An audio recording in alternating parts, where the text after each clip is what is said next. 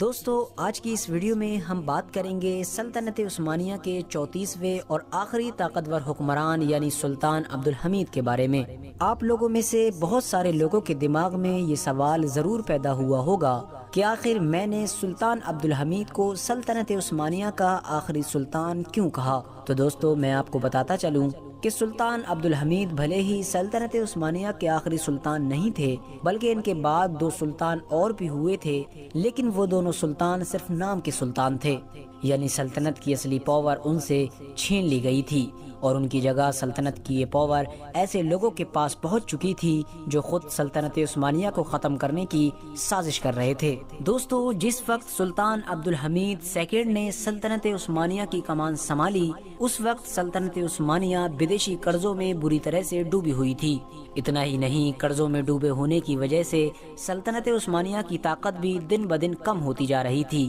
جس کی وجہ سے سلطنت عثمانیہ کی دشمن فوجیں موقع پا کر دن بدن سلطنت عثمانیہ کے علاقوں پر قبضہ کر رہی تھیں۔ اور دوستو سلطنت عثمانیہ کی ان تمام کمزوریوں کی صرف ایک ہی وجہ تھی، اور وہ یہ تھی کہ سلطان عبدالحمید سیکنڈ کے سلطنت عثمانیہ کے سلطان بننے سے پہلے تقریباً 150 سال پہلے تک جتنے بھی سلطنت عثمانیہ کے سلطان رہے تھے وہ زیادہ تر عیاش اور آلسی قسم کے انسان تھے۔ ان کی بے پناہ عیاشیوں اور مستیوں کی وجہ سے نہ صرف سلطنت عثمانیہ کمزور ہو گئی تھی، بلکہ ساتھ ساتھ ان لوگوں کی فضول خرچی کی وجہ سے سلطنت عثمانیہ بدیشی قرضوں میں بھی ڈوب گئی تھی۔ وہیں دوسری طرف سلطان عبدالحمید ایک نیک اور سادہ مزاج انسان تھے، بلکہ زیادہ تر ہسٹورین کا تو یہ بھی ماننا ہے کہ سلطان محمد فاتح کے بعد سلطان عبدالحمید سیکنڈ ہی وہ بادشاہ تھے جو سب سے زیادہ نیک اور سب سے زیادہ مذہبی انسان تھے۔ وہ ہمیشہ اپنی سلطنت میں رہنے والے لوگوں کا حد سے زیادہ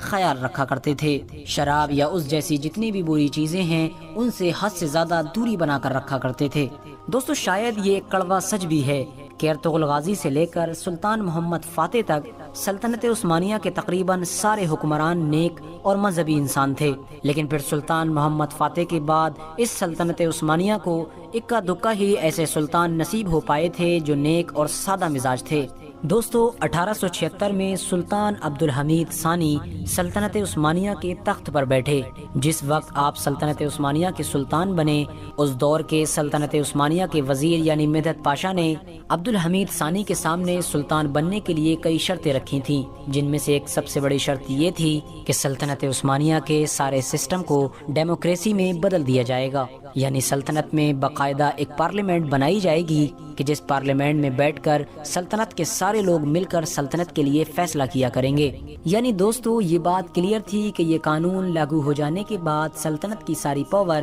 سلطنت عثمانیہ کے سلطان کی بجائے اس پارلیمنٹ کے پاس چلی جاتی کہ جسے سلطنت کے فیصلے کرنے کے لیے بنایا گیا تھا، اور پارلیمنٹ کے بعد بھی اگر بچی کچی پاور کسی کے پاس ہوتی تو وہ سلطنت عثمانیہ کے وزیر کے پاس ہوتی، نہ کہ سلطنت عثمانیہ کے سلطان کے پاس۔ لیکن اس کے باوجود بھی سلطان عبدالحمید ثانی نے حالات کی مجبوری میں یہ شرط قبول کر لی، لہذا سلطان عبدالحمید کے سلطان بننے کے کچھ دن بعد ہی پوری سلطنت میں یہ قانون لاگو کر دیا گیا۔ سلطنت میں یہ قانون لاگو ہو جانے کے بعد سلطنت کے ہر انسان کو برابری کا حق حاصل ہو گیا تھا، یعنی کوئی بھی انسان چاہے وہ بے وقوف ہو یا عقل مند، وہ سلطنت کے بڑے بڑے فیصلوں میں اپنی ٹانگ اڑایا کرتا تھا۔ دوستو اتنا ہی نہیں، اس قانون کی مدد سے سلطنت عثمانیہ کے محل میں وہ لوگ بھی اپنی اونچی اونچی جگہ بنانے میں کامیاب ہو گئے تھے کہ جو لوگ اس دور میں یوروپ، فرانس اور رشیا جیسے بڑے بڑے دیشوں سے متاثر تھے، یعنی ان سے انسپائر تھے، اور ظاہر ہے یہ وہ سارے دیش تھے جو اس وقت سلطنت عثمانیہ کے سب سے بڑے دشمن تھے۔ سلطنت عثمانیہ کے طاقتور دشمنوں کو جب بھی سلطنت عثمانیہ میں لیے جانے والے کسی فیصلے کو ٹلوانا یا رکوانا ہوتا تو وہ آسانی کے ساتھ محل میں موجود ان لوگوں کے ذریعے سے ان فیصلوں کو رکوا دیا کرتے تھے جو لوگ ان جیسا نظریہ رکھتے تھے یا ان لوگوں سے گھلے ملے رہتے تھے۔ یعنی آسان لفظوں میں ہم یہ کہہ سکتے ہیں کہ اس قانون کی وجہ سے یوروپ میں موجود تمام یہودی اور عیسائی طاقتوں کو سلطنت عثمانیہ میں اپنی جڑیں مضبوط کرنے کا موقع مل گیا تھا، جس میں وہ شاید کامیاب بھی ہوئے۔ لیکن دھیرے دھیرے سلطان عبدالحمید ثانی اس خطرے کو بھانپ گئے تھے۔ انہوں نے کچھ ہی مہینے بعد سلطنت عثمانیہ میں لاگو اس قانون کو ختم کر دیا اور پھر سے سلطنت عثمانیہ کی ساری پاورز اپنے ہاتھ میں لے لی۔ سلطان عبدالحمید ثانی کے اس بڑے فیصلے سے تمام یورپین بڑی بڑی طاقتیں سلطان عبدالحمید کے خلاف ہو گئیں۔ مصر اور عرب جیسے دیش تو پہلے سے ہی خلافت عثمانیہ کے خلاف بغاوت کرنے کا موقع ڈھونڈ رہے تھے، لہٰذا انہیں موقع ملتے ہی انہوں نے بغاوت کر دی۔ اس کے علاوہ سربیا، بلغاریہ اور مونٹیگرو جیسے چھوٹے چھوٹے عیسائی دیش جو کئی سالوں سے سلطنت عثمانیہ کے ساتھ ہی جنگوں میں لڑا کرتے تھے، تمام یورپین بڑی طاقتوں کے دباؤ میں خود سلطنت عثمانیہ سے جنگ کرنے کے لیے تیار ہو گئے تھے، یعنی سلطنت عثمانیہ ہر طرف سے مشکلوں میں گھر چکی تھی۔ ایسے برے وقت میں موقع دیکھ کر 1877 میں روس نے بھی سلطنت عثمانیہ پر حملہ کر دیا۔ روس کی فوج بلکان کے راستے سے سلطنت عثمانیہ کے اندر گھستی چلی گئی۔ روس کی فوج کچھ ہی دنوں میں سلطنت عثمانیہ کی فوج کو ہرا کر سلطنت عثمانیہ میں بہت اندر تک گھس آئی۔ کچھ ہی دنوں میں ایسا محسوس ہونے لگا تھا کہ مانو اب روس کی فوج سلطنت عثمانیہ کی راجدھانی یعنی استنبول پر بھی قبضہ کر لے گی، لیکن پھر اچانک سے برطانیہ یعنی برٹین نے ان دونوں فوجوں کے بیچ میں مداخلت کر دی اور برٹین کے دباؤ میں روس کو سلطنت عثمانیہ سے سمجھوتا کرنا پڑا۔ دوستو، سلطنت عثمانیہ اور روس کے بیچ ہونے والے اس سمجھوتے میں کچھ ایسی شرطیں رکھی گئیں کہ جس کی وجہ سے سلطنت عثمانیہ ہمیشہ ہمیشہ کے لیے ٹوٹ کر رہ گئی۔ سمجھوتا کرانے کے بدلے میں برٹین اور فرانس نے بھی سلطنت عثمانیہ کے ایک ایک حصے پر اپنا قبضہ کر لیا تھا۔ جہاں ایک طرف برٹین نے سلطنت عثمانیہ سے سائپرس چھین لیا تھا تو وہیں دوسری طرف فرانس نے بھی ٹیونشیا کے علاقے پر قبضہ کر لیا تھا۔ اس کے علاوہ بھی اس سمجھوتے کی وجہ سے سلطنت عثمانیہ کو اپنی بہت ساری بڑی بڑی اور قیمتی ریاستوں کو خود مختار یعنی آزاد کرنا پڑا تھا۔ دوستو، کیونکہ اس سمجھوتے کے بعد سلطنت عثمانیہ بہت زیادہ کمزور ہو چکی تھی۔ سلطنت عثمانیہ میں رہنے والا ہر انسان بدیشی قرضوں میں ڈوبا ہوا تھا۔ اس کے علاوہ سلطنت عثمانیہ کی وہ فوج جو کئی سالوں سے لگاتار جنگ کی حالت میں تھی، وہ بھی اب جنگ کرتے کرتے تھک چکی تھی۔ اس کے اندر وہ طاقت اور قوت نہیں بچی تھی کہ وہ آگے بھی لگاتار جنگ کر سکے۔ سلطنت عثمانیہ کے ان تمام برے حالات کو دیکھتے ہوئے اس دور کی کچھ یہودی تنظیموں نے اپنا کھیل کھیلنا شروع کیا۔ کہا جاتا ہے کہ سلطان عبدالحمید کے پاس یہودیوں کی ایک بڑی آرگنائزیشن کا ایک چھوٹا سا گروپ حاضر ہوا۔ اس نے سلطان عبدالحمید سے یہ درخواست کی کہ آپ ہمیں فلسطین کے علاقے میں ہمارے دھرم کی ایک چھوٹی سی ریاست آباد کرنے کی اجازت دے دیں، جس کے بدلے میں ہم آپ کو وہ سارا پیسہ دیں گے کہ جو آپ کے بدیشی قرضوں کو اتار سکے، اور اتنا ہی نہیں، آگے بھی ہم آپ کو قرضہ دینا جاری رکھیں گے جب تک آپ کی سلطنت مضبوط نہیں ہو جاتی۔ لیکن کیونکہ سلطان عبدالحمید کوئی لالچی یا پھر بے وقوف سلطان نہیں تھے، بلکہ وہ ایک مذہبی اور سادہ مزاج اور نیک انسان تھے، وہ جانتے تھے کہ اگر میں ایسا کروں گا تو آنے والے دنوں میں کیسے حالات پیدا ہو جائیں گے، لہٰذا ایسے برے حالات میں بھی سلطنت عثمانیہ کے سلطان یعنی عبدالحمید ثانی نے انہیں بڑا زبردست جواب دیا۔ ان یہودیوں کے گروپ کو فلسطین میں جگہ دینے سے انکار کر دیا اور ڈانٹتے ہوئے انہیں یہ جواب دیا کہ فلسطین میرے باپ دادا کی قائم کی ہوئی سلطنت کا صرف حصہ ہی نہیں بلکہ پوری دنیا کے مسلمانوں کی جائیداد ہے، جسے میں کسی بھی ایسے انسان کو نہیں دے سکتا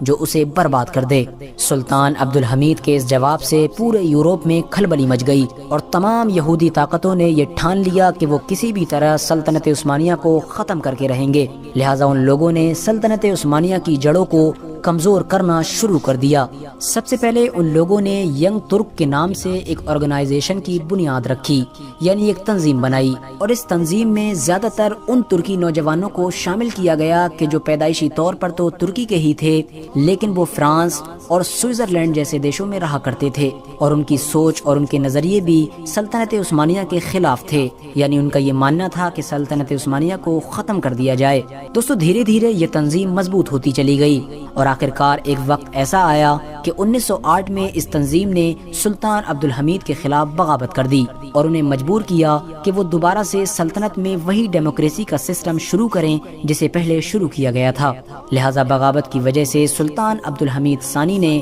پھر سے پوری سلطنت میں ڈیموکریسی کا سسٹم شروع کر دیا، اور ایک بار پھر سلطان عبدالحمید کی ساری پاور اس پارلیمنٹ کے پاس چلی گئی کہ جس پارلیمنٹ کو سلطنت کے سارے فیصلے کرنے تھے۔ لیکن دوستو یہ ڈیموکریسی زیادہ دن نہیں چل سکی۔ کچھ ہی دنوں کے اندر سلطنت عثمانیہ میں ینگ ترک آرگنائزیشن کے خلاف بغاوت ہو گئی۔ ینگ ترک کے لوگ سلطنت میں جہاں کہیں بھی نظر آتے تھے انہیں فوراً گولی کا نشانہ بنا دیا جاتا تھا۔ ینگ ترک تحریک سے تعلق رکھنے والے بڑے بڑے ادھیکاری بھی استنبول چھوڑ کر ڈر کی وجہ سے بھاگنے لگے تھے۔ لیکن سلطنت عثمانیہ کی وہ فوج جو ینگ ترک آرگنائزیشن کو سپورٹ کیا کرتی تھی، اس نے اس خونی بغاوت کو کچھ ہی دن کے اندر کچل دیا۔ بغاوت کرنے والے لوگوں کے بڑے بڑے سرداروں کو چن چن کر سزائیں دی گئیں۔ سلطنت عثمانیہ کے موجودہ سلطان یعنی سلطان عبدالحمید ثانی پر بھی باغیوں کو سپورٹ کرنے کا آروپ لگایا گیا، اور اسی آروپ کی وجہ سے ہی آپ کو سلطنت عثمانیہ کی گدی سے ہٹا کر قید کروا دیا گیا، اور آخرکار 1918 میں قید کے دوران ہی آپ کی وفات ہو گئی تھی۔ سلطان عبدالحمید ثانی کے بعد ان کے بھائی کو سلطنت عثمانیہ کا سلطان بنایا گیا تھا، لیکن جیسا کہ میں نے آپ کو پہلے بھی بتایا کہ سلطان عبدالحمید کے بعد ہونے والے دونوں سلطان صرف نام کے ہی سلطان تھے، ورنہ سلطنت کی اصلی پاور پارلیمنٹ اور فوج کے پاس تھی، اور پھر کچھ سالوں کے اندر ہی دھیرے دھیرے سلطنت عثمانیہ اپنی اندرونی لڑائی کی وجہ سے ہی پوری طرح سے ختم ہو گئی تھی۔ دوستو سلطان عبدالحمید ثانی تو 1918 میں ہی اس دنیا سے چلے گئے، لیکن انہوں نے اپنی ہوشیاری اور بہادری کے دم پر جس طرح سے سلطنت عثمانیہ کے دشمنوں کے دانت کھٹے کیے تھے، اس وجہ سے وہ آج تک پوری دنیا میں بدنام ہیں۔ ان کے جانے کے بعد جہاں ایک طرف سارے فرانسیسیوں نے انہیں خونی بادشاہ کا نام دیا، تو وہیں دوسری طرف یوروپ نے بھی انہیں بدنام کرنے میں کوئی بھی گنجائش نہیں چھوڑی۔ آج بھی یوروپ میں ایسی بہت ساری سیریز اور ایسی بہت ساری بکس لکھی گئی ہیں جس میں سلطان عبدالحمید کو ایک عیاش اور ظالم قسم کا انسان بتایا گیا ہے۔ کچھ کہانیوں میں تو ان کی طرف درجنوں سے بھی زیادہ بیویوں کو منسوب کیا گیا ہے، اور کہا گیا ہے کہ ان کا پورا محل عورتوں سے ہی بھرا رہتا تھا، حالانکہ ہر عقل مند انسان جانتا ہے کہ یہ سب کچھ بدلے میں کیا گیا ہے، ورنہ سچائی بالکل الٹ ہے۔ فی الحال دوستو آج کی اپنی ویڈیو کو ہم یہیں پر ختم کرتے ہیں۔ ویڈیو پسند آنے پر نہ صرف ویڈیو کو لائک کریں بلکہ اپنے دوستوں احباب رشتہ داروں کے ساتھ ضرور شیئر